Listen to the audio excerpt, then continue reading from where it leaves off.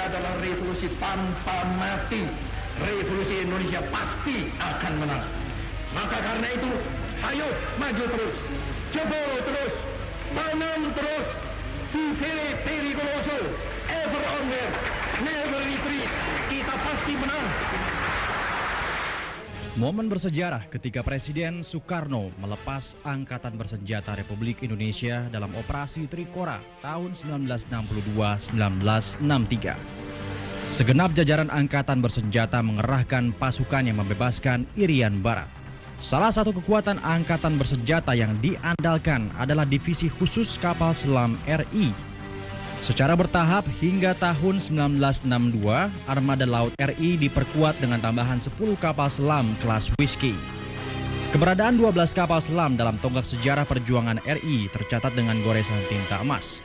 Sejarah mencatat, dalam operasi pembebasan Irian Barat, 12 armada kapal selam Indonesia melakukan blokade laut terhadap jalur logistik Belanda. Belum lagi keberhasilan pendaratan pasukan khusus RPKAD yang menyusup ke daratan Irian Barat. Inilah yang menyebabkan Amerika Serikat memaksa Belanda meninggalkan wilayah jajahannya. Semboyan tabah sampai akhir, pengobar semangat Angkatan Laut Republik Indonesia. Utamanya Korps Hiu Kencana Divisi Khusus Kapal Selam RI. TNI Angkatan Laut sebagai perisai utama bayangkari negara di laut pernah menjadi yang terbesar dan ditakuti kawan dan lawan. Republik Indonesia termasuk segelintir negara di dunia yang sejak awal telah mengoperasikan kapal selam untuk operasi tempur dan operasi pertahanan di laut. Khusus kekuatan armada kapal selam yang mumpuni pada kisaran 1959-1962, ALRI mulai memperkuat kekuatan dengan sejumlah kapal selam Whiskey Class buatan Uni Soviet.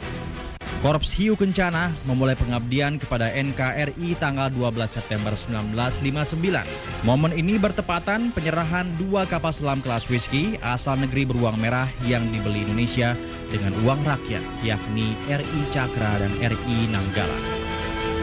Keandalan kapal selam bisa dilihat dari kecanggihan teknologi yang melengkapinya.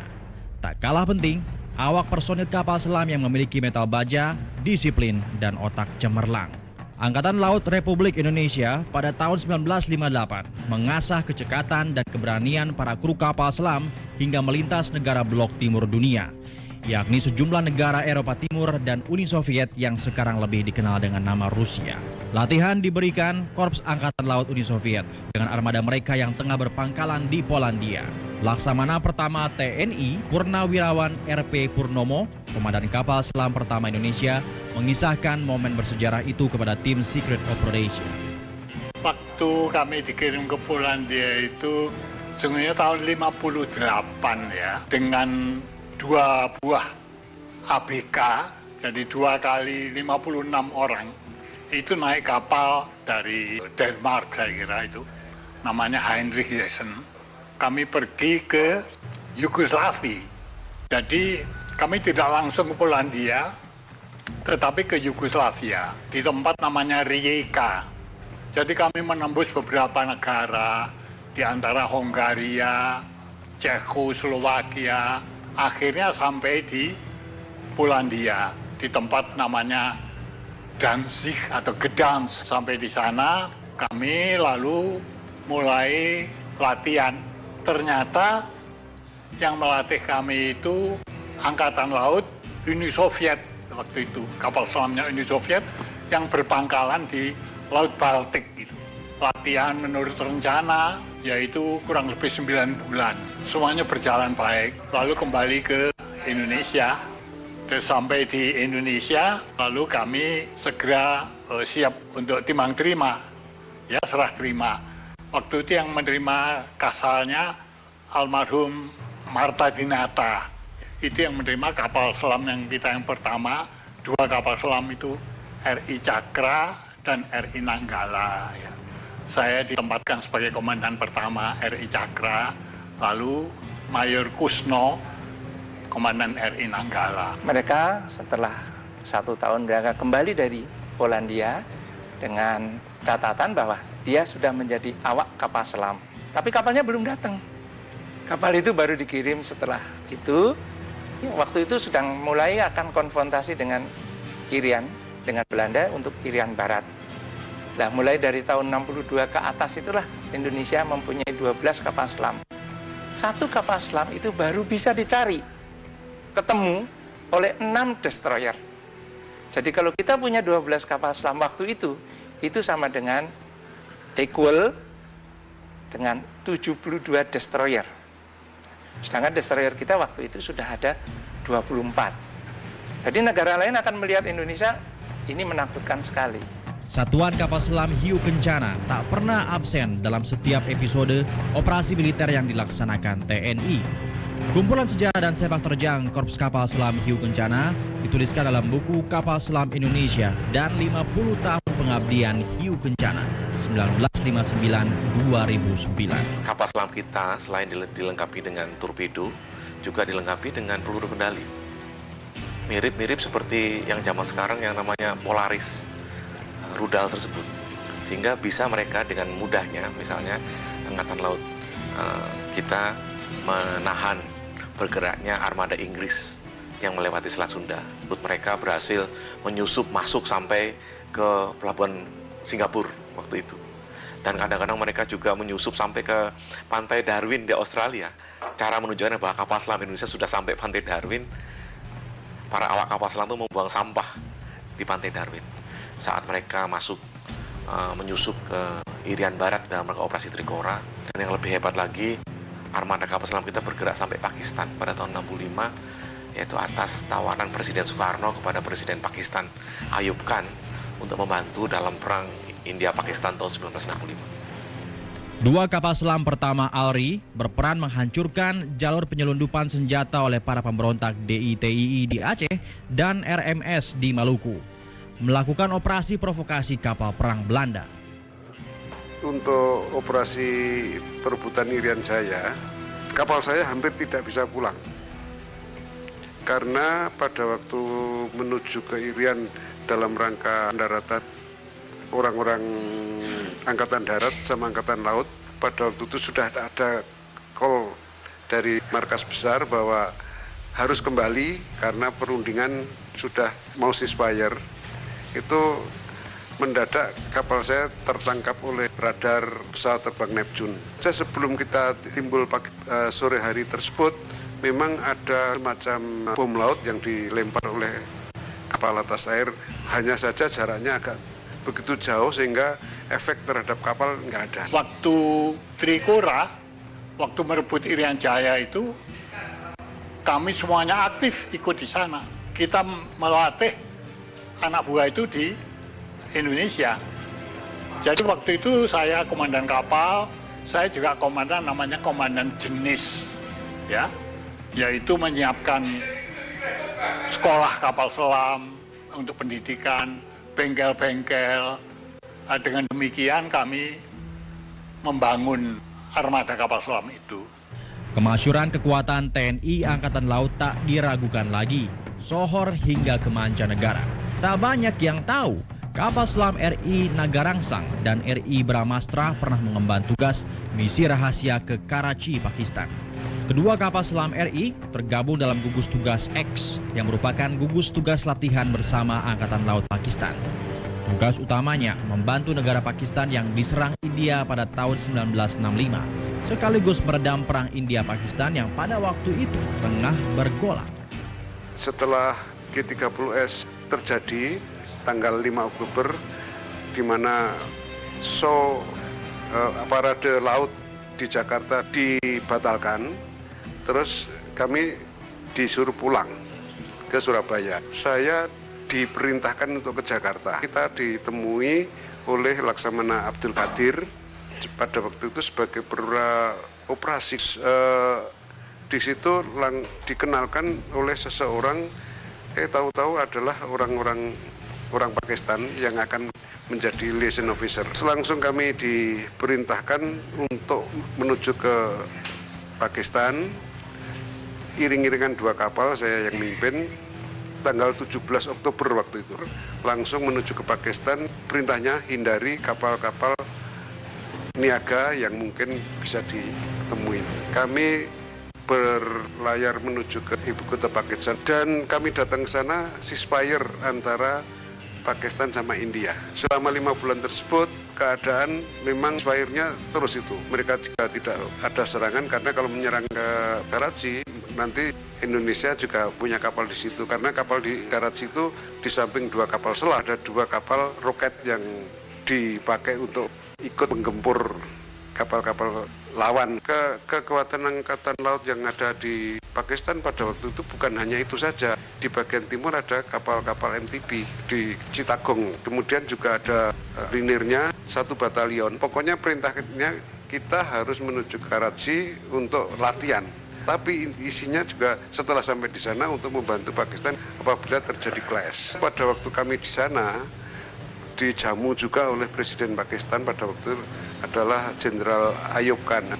Yang nama Bung Karno pada waktu itu bukan main.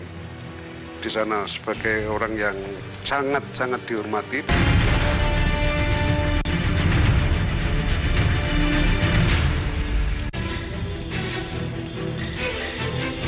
Sisa-sisa kedikjayaan kapal selam KRI Pasopati bernomor lambung 410 bisa dinikmati masyarakat luas di pusat kota Surabaya.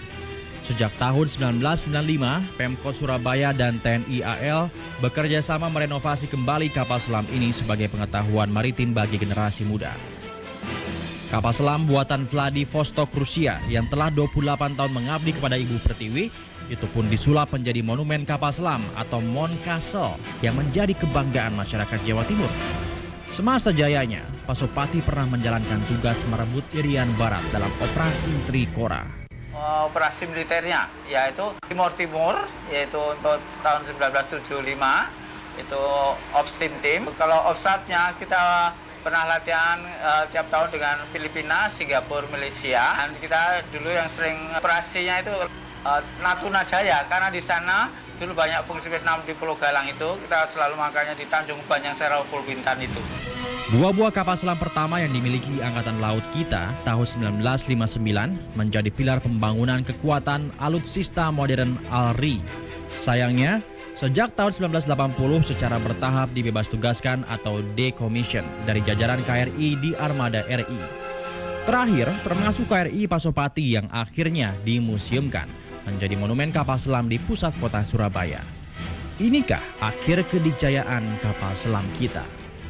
Pada waktu penggantian Pak Karno ke Pak Harto, itu kiblat kita sudah tidak ke Rusia lagi, sehingga bantuan-bantuan dari Rusia spare part itu sangat seolah-olah di stop lah. Jadi akhirnya kapal-kapal selam kita kalau ada perbaikan, kalau tidak ada peralatan ini kanibalisasi dari kapal lain, sehingga ya itu tadi rontok satu persatu. Kalau saja kami di Angkatan Laut itu diberikan kapal selam paling kurang ya harusnya ya itu 4 atau 5 biji. Bahkan mungkin kawan-kawan kami, adik-adik kami mengatakan ya haruslah lebih dari 6 lah, supaya kita Angkatan Lautnya juga bisa bicara. Dan banyak orang yang tidak tahu bahwa itu penting, bahwa Angkatan Bersenjata itu penting. Nah, kalau satu negara ingin dihancurkan, nomor 1 Angkatan Bersenjatanya dihancurkan. Nah, apakah dengan diserang ataukah dengan dihancurkan dari dalam. Nah, kalau kita ini dihancurkan dari dalam. Nah, sehingga kita dalam kondisi yang tidak kuat untuk dipertimbangkan oleh para pengambil keputusan di luar negeri. Kita ingin membangun Angkatan Laut ya, dengan anggaran yang kecil. Ya, nomor 1 kapal selam, baru yang lain.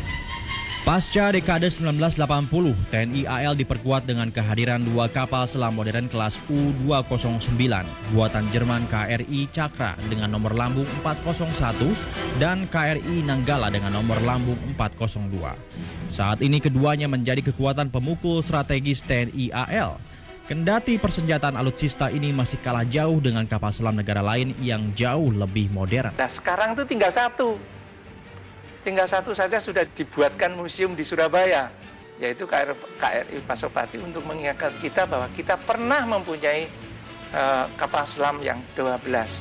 Tahun 79 ada usaha untuk menambah kapal selam kembali, karena waktu itu di Indonesia hanya ada 4 kapal selam, karena yang lain sudah dispos dan dipotong.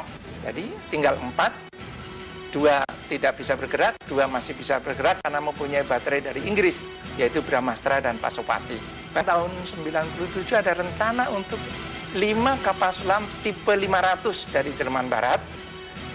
2 sudah dibenderai Indonesia di sana, namun karena adanya krisis ekonomi di Indonesia, maka dikembalikan kembali 5 kapal itu. Jadi sampai dengan hari ini belum ada tambahan kapal selam 2, namun ada rencana bahwa kita akan membeli lagi kapal selam dari Rusia.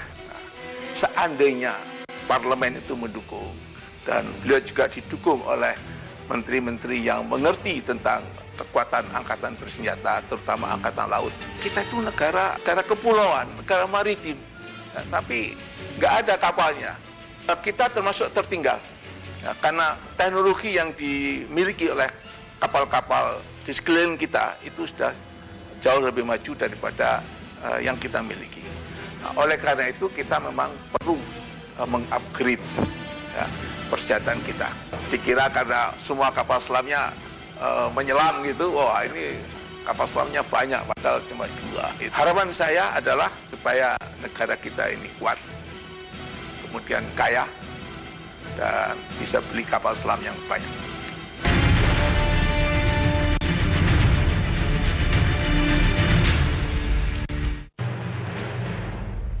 Kapal selam memiliki karakter alutsista berdaya tangkal tinggi lantaran sulit dideteksi musuh.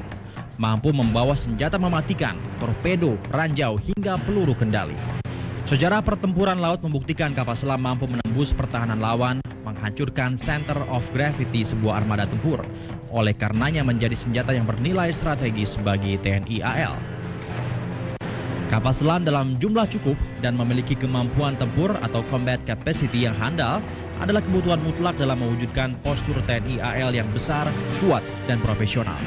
Saat ini, anggaran pertahanan TNI yang amat minim menjadi kerikil tajam kembalinya kedikjayaan negara maritim beserta alutsista handal seperti kapal selam Indonesia. Sebuah negara akan dihormati oleh orang lain, negara lain, itu apabila angkatan bersenjatanya kuat. Kalau angkatan bersenjatanya tidak kuat, maka negara lain akan enak saja melanggar kedaulatan negara ini. Nah, ini bergantung yang ada di Senayan. Karena budget angkatan bersenjata itu kecil sekali, hanya 0,8 dari APBN. Kalau misalkan angkatan bersenjatanya Indonesia itu 1% dari jumlah penduduk Indonesia, apa bukan menakutkan? Indonesia pernah memiliki sampai 12 armada kapal selam, itu yang terbesar di kawasan Bumi Selatan. Saat ini kita tinggal memiliki 2 kapal selam, itu pun dibuat tahun 80-an. Kalau kita berbicara kemampuan deterrence ya, atau kemampuan penangkalan, harusnya minimal selat-selat kita itu dijaga oleh kapal selam. Karena apa ya? Karena kehadiran kapal selam yang kadang-kadang kita tahu hadir di mana, dan senjata torpedonya sangat mematikan itu membuat orang nggak berani sembarangan masuk ke wilayah perairan Indonesia yang luasnya 5,8 juta kilometer persegi saat ini. Kalau kita sudah menyatakan bahwasanya Indonesia adalah negara kepulauan yang diakui oleh United Nations Convention on Law of the Seas 1982, nah kita harus menjaganya. Jadi di sini tentunya kalau kita bicara senjata kapal selam, sistem kapal selam, tentunya pasti senjatanya harus canggih berarti mahal. Tapi kemampuan deterrence-nya akan tinggi. Ya kita tentunya kalau sudah bicara kedaulatan negara, itu nggak bisa dihitung untung rugi dan tidak bisa dihitung murah dan mahal. Ya harus dilaksanakan.